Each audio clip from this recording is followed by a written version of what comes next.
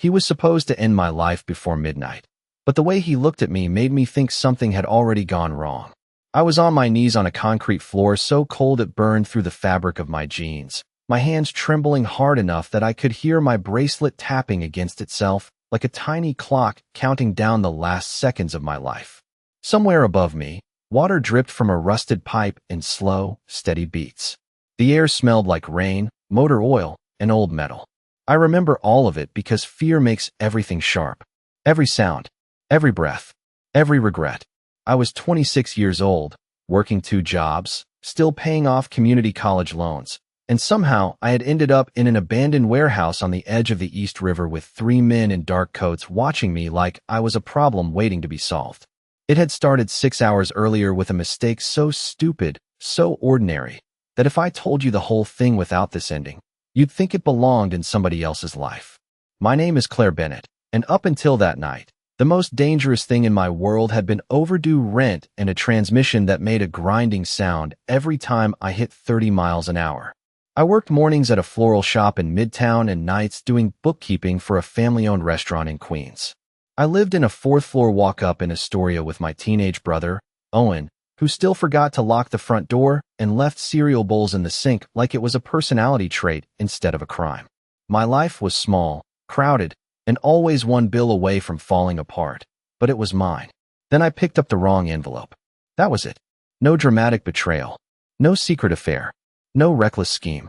Just a plain white envelope left on the corner of a desk in the back office of Bellucci's, where I handled invoices every Thursday night. I thought it was for the owner.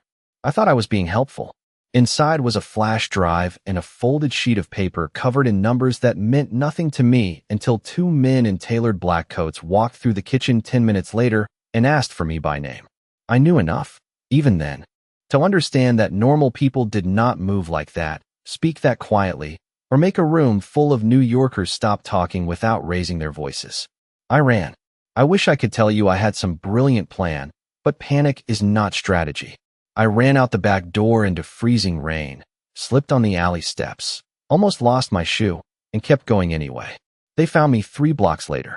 Not roughly, not loudly. That almost made it worse.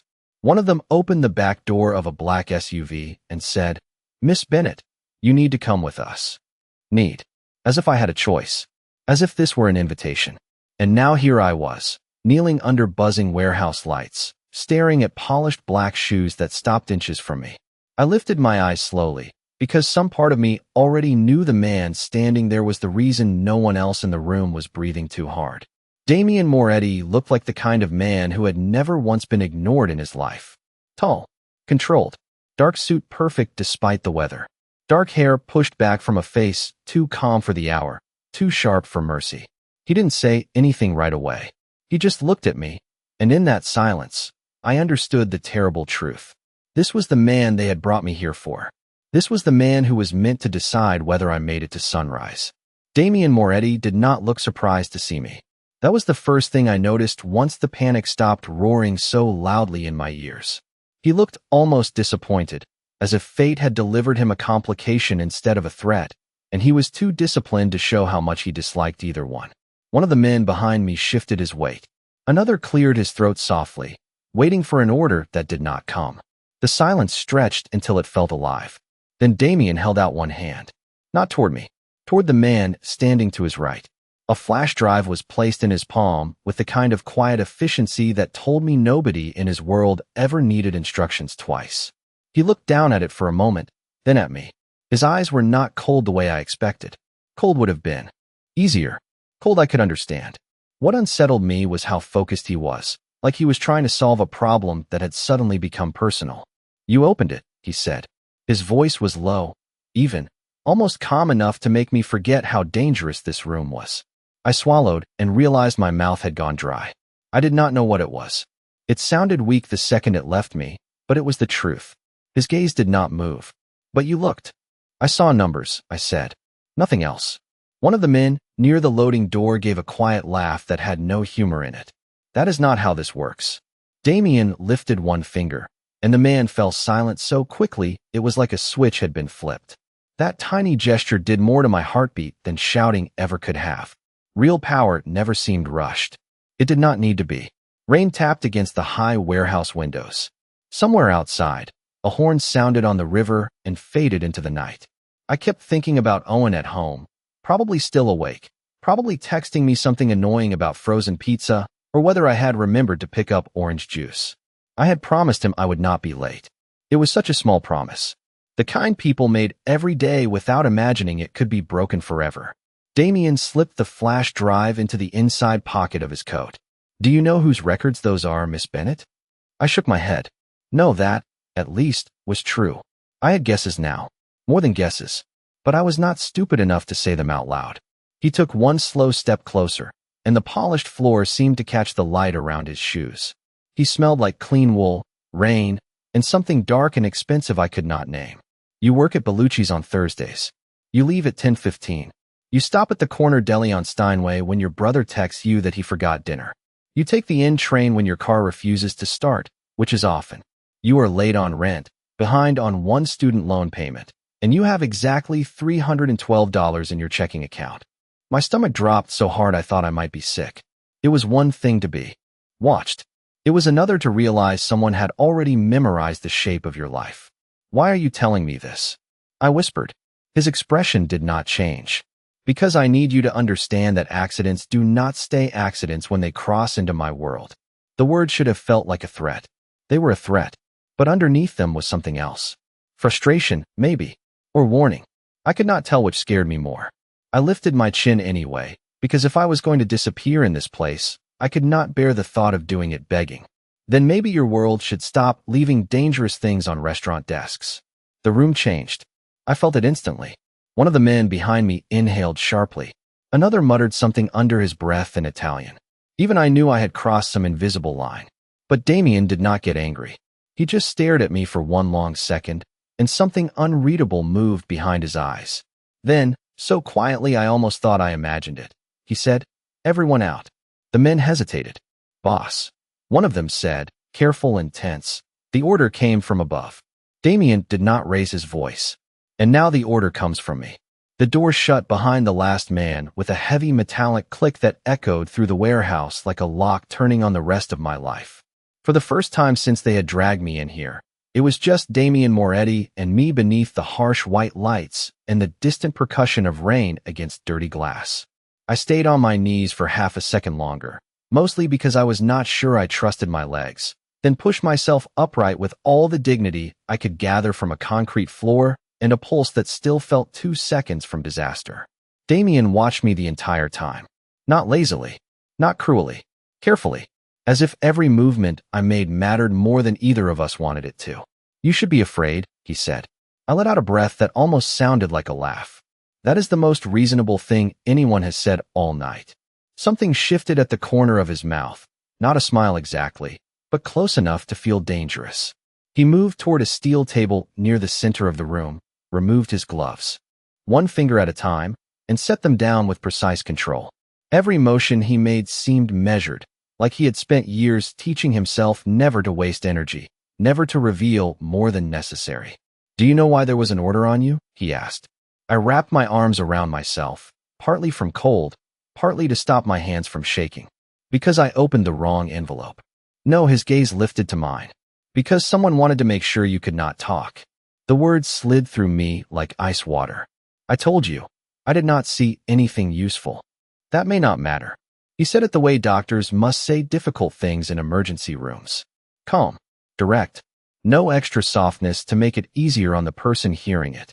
People in my world do not always act on facts. They act on risk. I hated the phrase "your world." Hated the way he said it like there was a border painted somewhere invisible, and I had crossed it without permission. "Then send me back to mine," I said. "I will disappear. I will quit the restaurant. I will move if I have to. I will never say your name to anyone."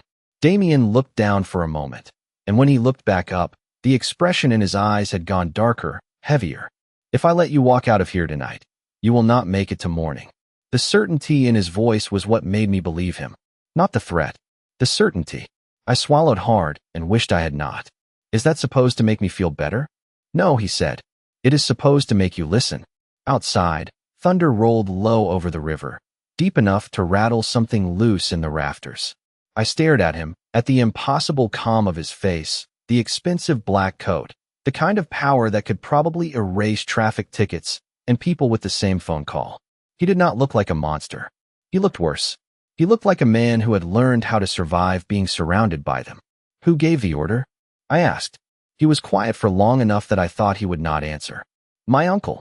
The word landed harder than it should have. Family. Of course it was family. In my experience, strangers could disappoint you, but family knew exactly where to place the knife without ever raising their voice. Damien leaned one hip against the steel table, his posture relaxed in a way I did not buy for 1 second. The drive you found contains financial routes, names, shell accounts, payments linked to shipments that should not exist on paper. My uncle believes anyone who touches those records becomes a loose end. And what do you believe? I asked before fear could stop me. The rain filled the silence between us. Damien stared at me so steadily it felt like standing too close to a fire. I believe, he said at last, that you are either the unluckiest woman in New York or the bravest. I folded my arms tighter. You left out kidnapped. Temporary, he said. I blinked. That is not funny. It was not meant to be. He straightened, took one step toward me, and lowered his voice. Claire, look at me. I hated that I did. Hated that my body listened before my pride could argue. I was expected to solve this tonight, he said. Instead, I sent my men out into the rain and locked the door so I could ask myself why I have not. My heartbeat stumbled. He was close enough now that I could see the faint shadow of exhaustion under his eyes, the tiny line near his mouth that had probably been carved there by years of carrying other people's sins and calling it duty. And did you get an answer? I asked. Damien held my gaze, unblinking. Not yet, but I know this much. His voice dropped to something quieter, rougher, and infinitely more terrifying because of it. You are not dying here tonight. The promise should have calmed me. It did not. If anything, it made the room feel smaller, more dangerous, more final.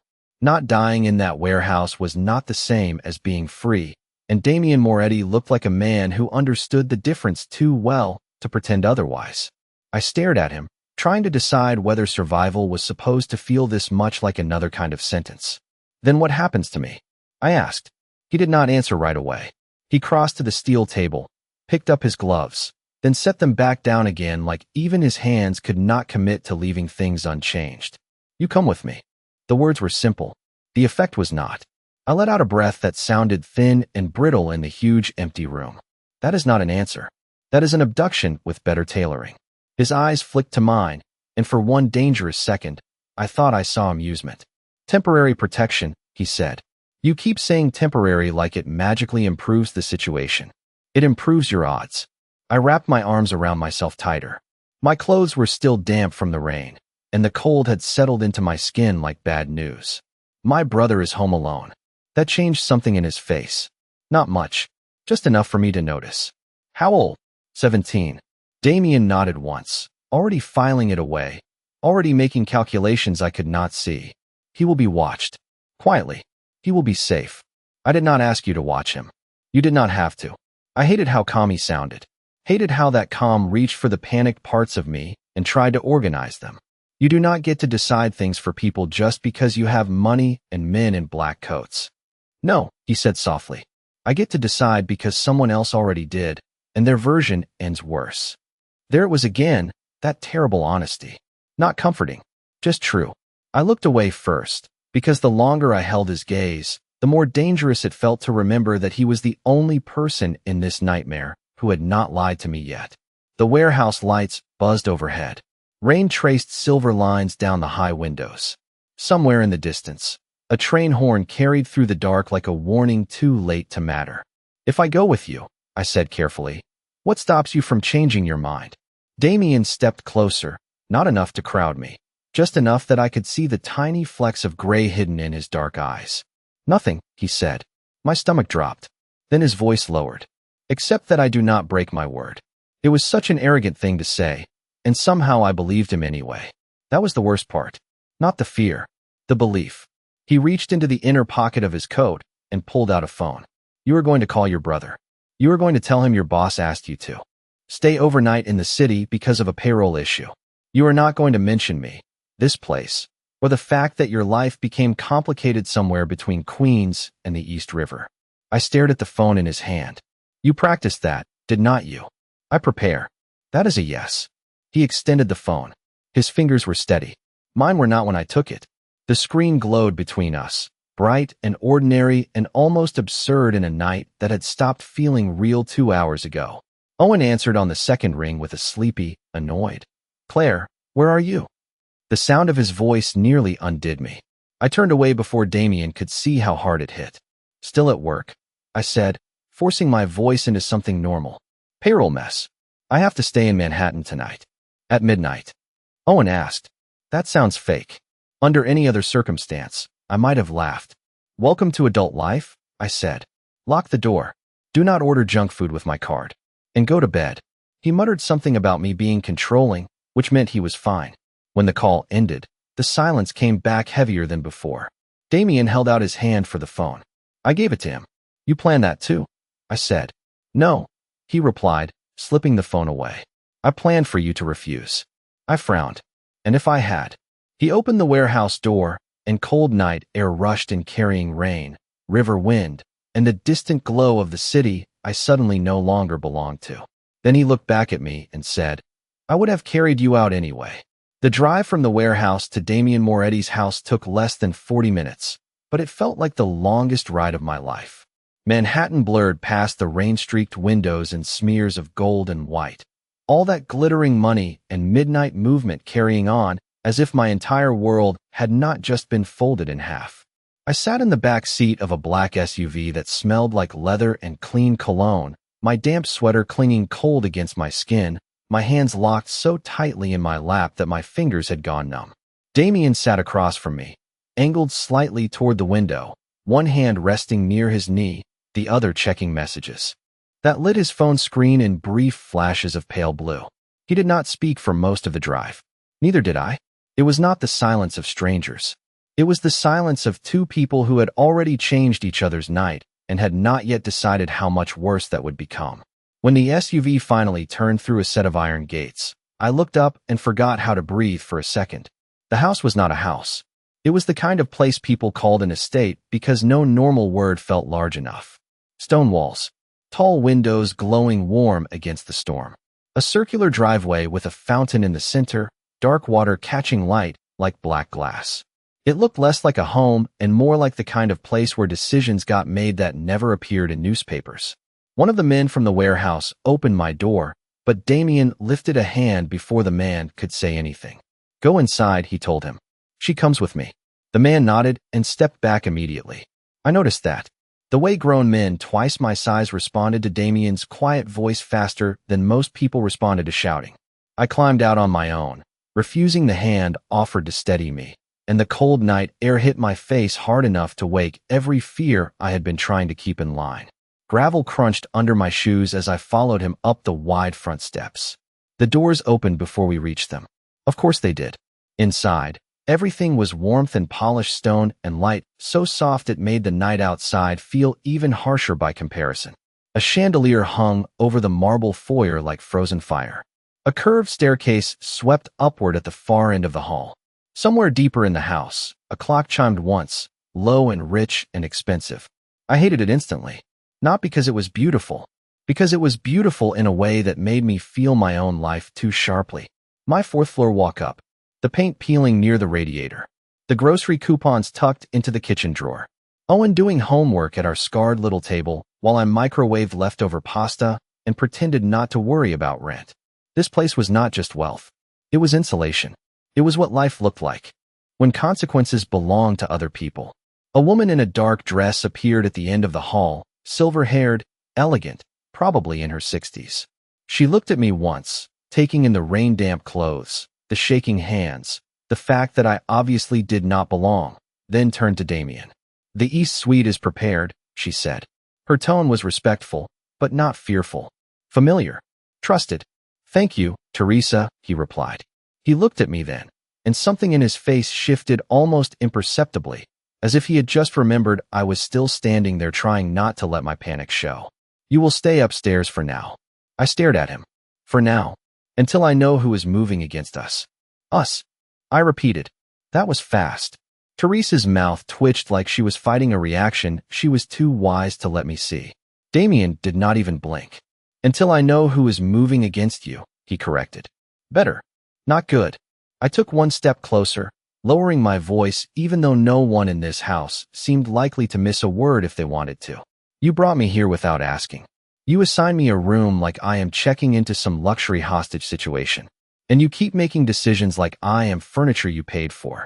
For the first time since I met him, real heat flashed in Damien's eyes. Not anger exactly. Recognition. No, he said quietly. If you were something I paid for, this would be much simpler. The words landed between us, sharp and impossible to ignore. Teresa, in one smooth movement that told me this was not her first dangerous conversation, inclined her head and disappeared down the corridor. Smart woman. I should have followed her. Instead, I stood my ground in the middle of a marble foyer that probably cost more than my entire apartment building and looked up at the man who had chosen not to kill me.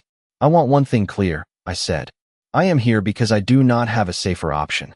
Not because you own the right to decide my life. Damien held my gaze for one long second, then another. Rain tapped softly against the tall windows behind him. Good, he said at last. Keep that spirit. You are going to need it in this house. Sleep should have come easily after a night. Like that. It did not. The room Teresa led me to was bigger than my entire apartment, with cream-colored walls, a fireplace taller than Owen, and sheets so soft they felt unreal against my skin. She left a stack of folded clothes on the bed, a toothbrush still in its packaging, and a mug of chamomile tea that smelled like the kind of life people had when they trusted tomorrow. I waited until the door clicked shut before I let myself sit down. Then I just stared at everything.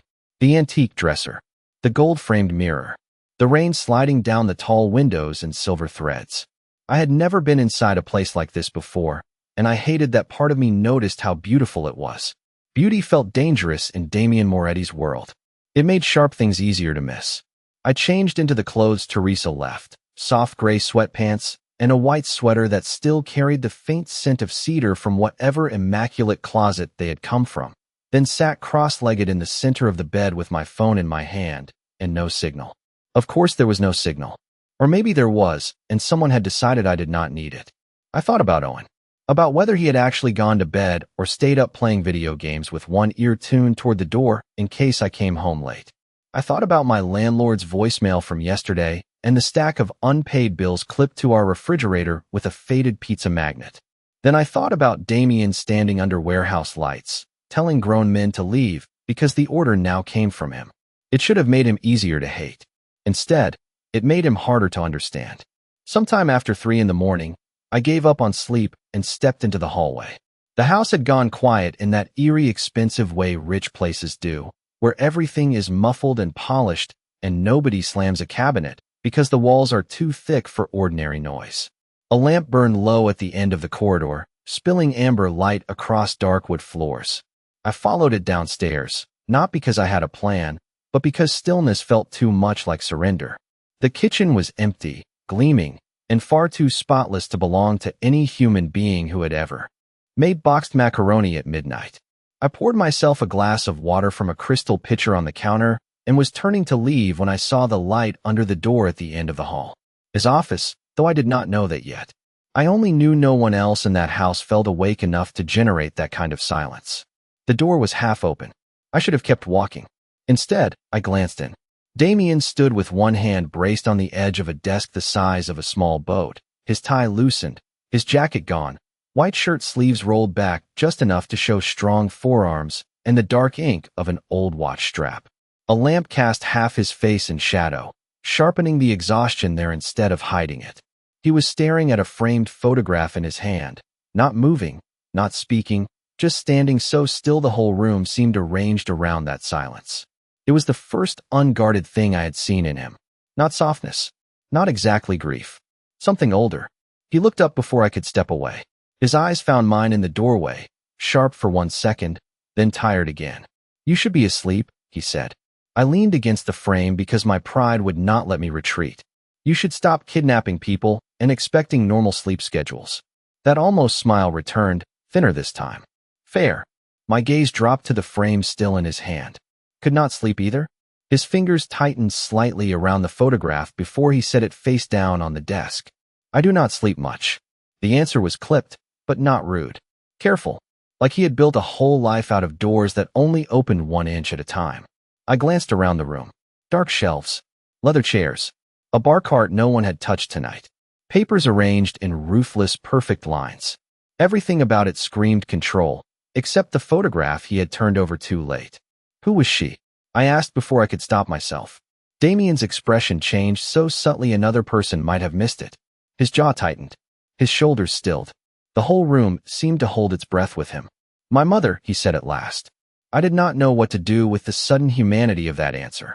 I had expected a threat. A command. Not that. You miss her, I said quietly. He looked at me for a long moment, and when he answered, his voice had gone lower, rougher. Every day. Something in my chest shifted then, something small and unwelcome and impossible to deny. Because for 1 second, he was not the man who brought me into a mansion under guard. He was just a son standing alone at 4 in the morning, looking at someone he could not bring back. Morning came disguised as silence. No traffic outside my window. No pipes clanking in the walls. No neighbor upstairs dragging furniture around at 6:30 like she had a personal grudge against sleep. Just filtered gray light through expensive curtains and the distant sound of a house so large it could hide an entire war behind polished doors. I lay still for a moment, staring at the ceiling, trying to remember where I was without also remembering why. Then it all came back at once. The warehouse. The flash drive. Damien's voice in the dark office saying he missed his mother every day. That should not have been the detail my mind held on to. But it was. Teresa brought breakfast to the room just after 8. Coffee, toast, fruit I would never have bought for myself because berries in winter always felt like a luxury for people with stable bank accounts. She moved with the easy confidence of someone who had run this household longer than most people kept marriages alive. He asked that you stay inside today, she said, setting the tray near the window. Ask, I repeated. That is a generous interpretation. Teresa gave me a look over the rim of her glasses, something halfway between sympathy and amusement. Around here, it is usually better to hear the request beneath the command. I folded my arms. And if I do not, then he will become very difficult. She said it simply, like weather. Like saying rain was wet or marble was cold. That should have warned me. It did warn me. I ignored it anyway. By noon I had paced the room so many times the pattern in the rug felt burned into my eyes. No phone. No laptop. No idea how Owen was doing except Damien's word, which irritated me because it had started meaning more to me than I wanted it to. I changed into jeans and the same soft sweater Teresa had left for me, then walked downstairs with every intention of finding someone, anyone, who could point me toward the front door. I made it as far as the foyer before one of the men from the night before stepped out from a side hallway. Same dark suit. Same unreadable face. Miss Bennett. Move. He did not. I cannot do that. You can. You just do not want to. I took another step. He matched it without touching me, which somehow felt even more infuriating. Mr. Moretti said you are not to leave the property. Mr. Moretti does not get to put me on house arrest. The guard's expression remained professionally blank. Respectfully, he does today. I was still deciding whether fury or panic would win when the front doors opened and Damien walked in from the rain. He was not wearing a coat, only a charcoal suit darkened at the shoulders by water, his hair damp, his phone in one hand, a tension in his face that made the foyer feel smaller the second he entered it. His gaze landed on me, then on the guard, then back on me. What is this? He asked. The calmness of it was a warning now. I recognized it. Your employee thinks I need permission to breathe fresh air, I said. Damien handed his phone to the guard without looking at him. Leave us. The man vanished so fast I barely heard his footsteps. Damien crossed the foyer toward me with that same controlled stride that somehow always made the world rearrange itself around him. I told you to stay inside. And I am telling you that being rescued and being imprisoned are not the same thing. Claire. My name in his mouth sounded less like a word and more like something he was trying not to mishandle. There are people moving this morning who did not move yesterday. 2 of my uncle's men disappeared before sunrise. That means someone knows the order changed. Then let me go home. No, the answer came instantly. Hard. Absolute. I hated how much it shook me. You do not own me. His eyes flashed. No. I am trying to keep you alive. By locking me up? By making sure you are somewhere no one can reach you. That is not safety. That is control. The silence between us snapped tight. Rain tapped against the tall windows. Somewhere deeper in the house, a door shut softly, reminding me we were not as alone as this argument felt. Damien took one slow breath, like he was forcing restraint into his body one bone at a time. You think I enjoy this? He asked quietly. I think you are used to people obeying. Most people understand the stakes. I laughed once, sharp and unbelieving. Most people are not kidnapped from Queens and hidden in a mansion because they picked up office paperwork. For 1 second, I saw something raw break through his composure. Not anger, regret. Then the front gate's alarm sounded. A low tone, brief but wrong. Damien's head turned instantly. He looked toward the windows, every line of his body changing at once. Alert, focused, dangerous in that frighteningly quiet way. A second later, his phone lit up in the guard's hand from across the hall.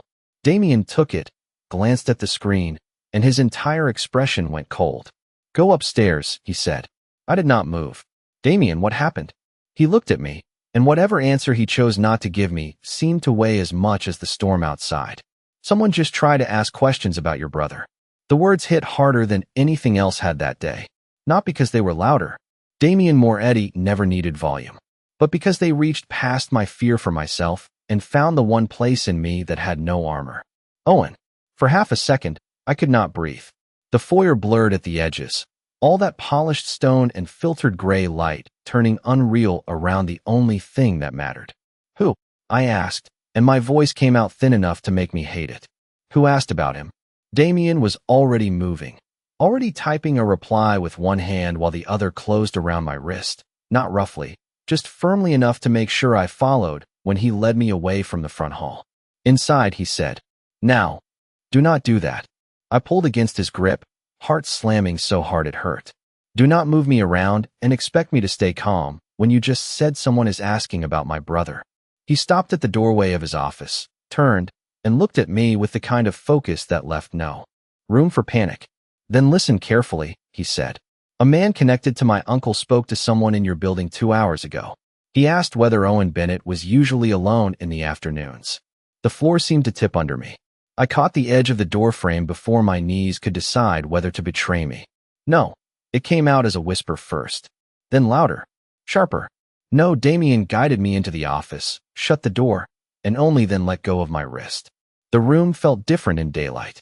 Less haunted. More dangerous. Papers on the desk. Rain darkening the windows. The framed photograph still turned face down from last night. Like grief had rules in this house too. He is not alone, Damien said. I sent 2 men to your street before dawn. Your men, I repeated, because my mind had latched onto the wrong part of the sentence. You sent men to watch my brother before you even knew this would happen?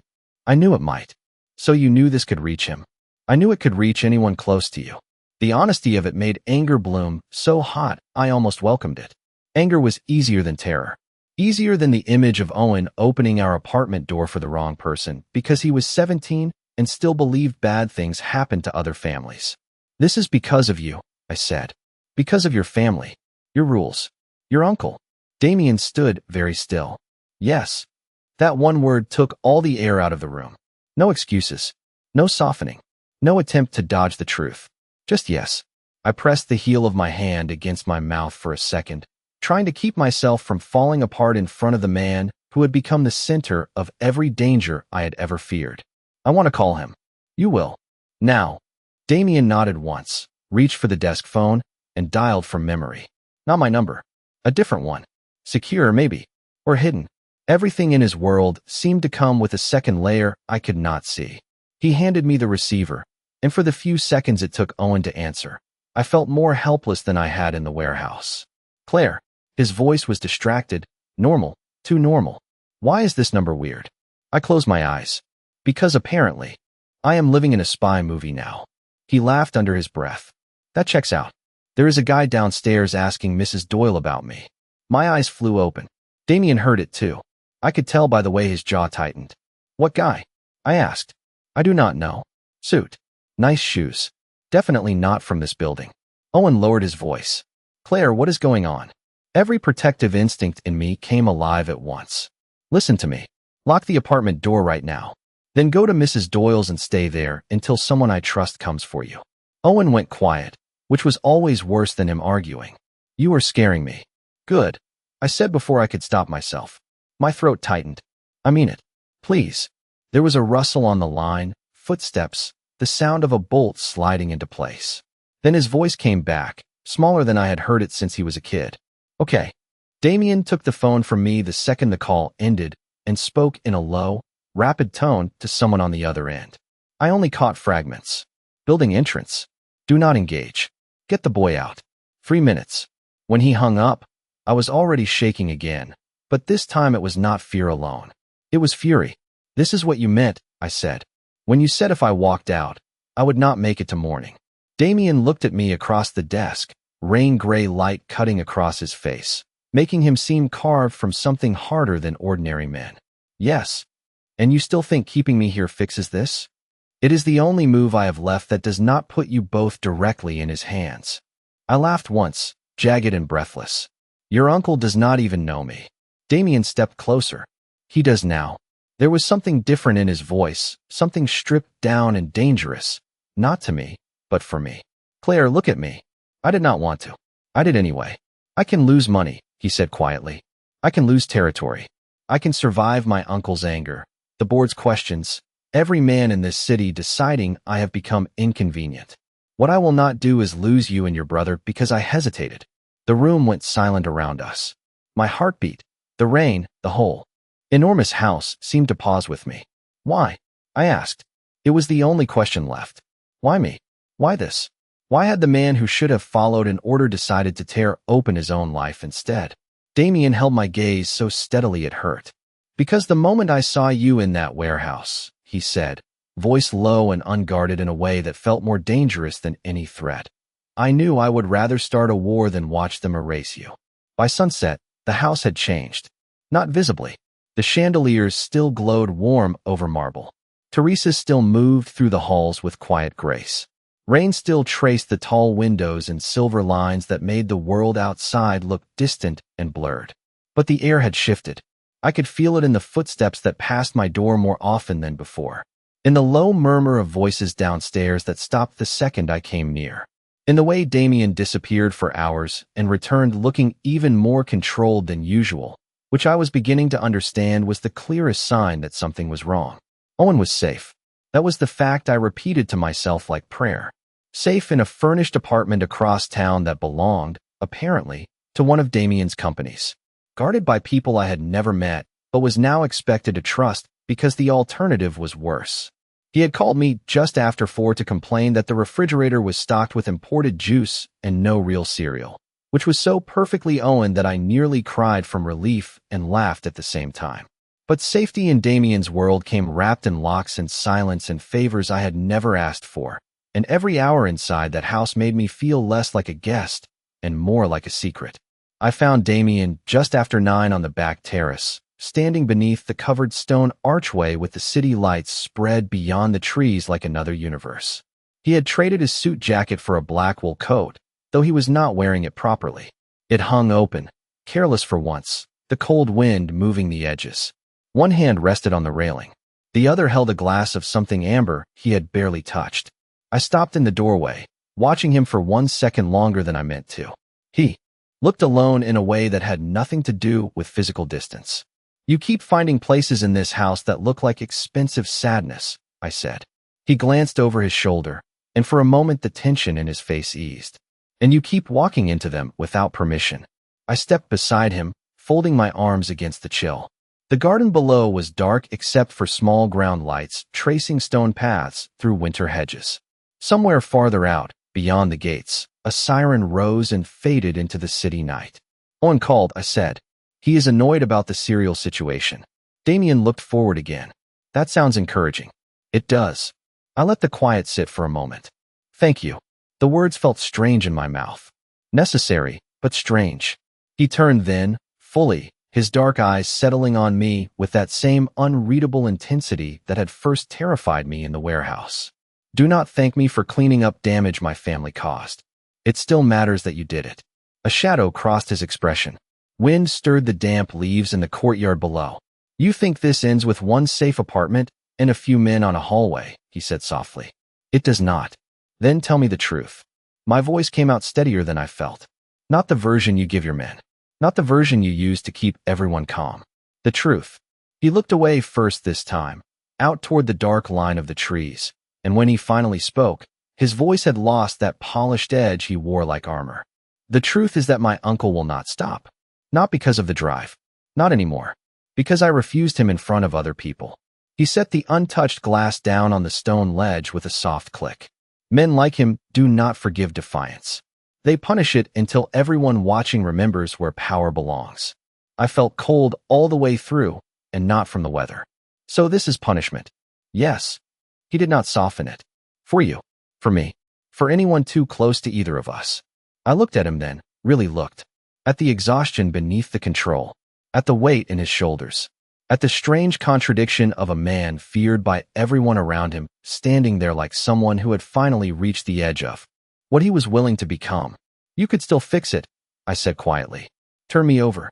Tell them you changed your mind. The words nearly tore something in me on the way out, but I made myself say them. Because if there was any part of him still looking for the practical way through this, I needed to hear it now. Damien went very still. The wind moved between us, sharp with rain and winter. Do not say that again. I am serious. So am I. He stepped closer, not in anger, not to intimidate, but with a kind of finality that made my heartbeat lose its rhythm. Claire, listen to me carefully. I have spent most of my life doing what was necessary and calling it loyalty. I have stood in rooms full of men who mistook fear for respect. I have followed orders I hated because I thought that was what strength looked like. His gaze held mine, unwavering now, stripped of every last layer of distance. Then I met you on the worst night of your life, and for the first time in years, something in me refused. My breath caught. The terrace, the city, the rain, all of it seemed to fall away until there was only his voice and the impossible steadiness of his eyes. I was supposed to solve a problem, he said. Instead, I found the line I will not cross. His hand lifted, hesitated for the smallest second, then settled lightly against my cheek, careful enough to break my heart a little. No force, no claim, just warmth and restraint, and the terrible sincerity of a man who was no longer hiding from himself. They sent me to decide whether you disappeared, he said softly.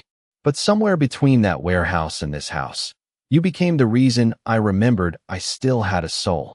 I could not speak. He gave me a sad, almost disbelieving smile, like the truth hurt him and relieved him in equal measure. I was ordered to end your life, he said. Instead, you became the only reason mine changed.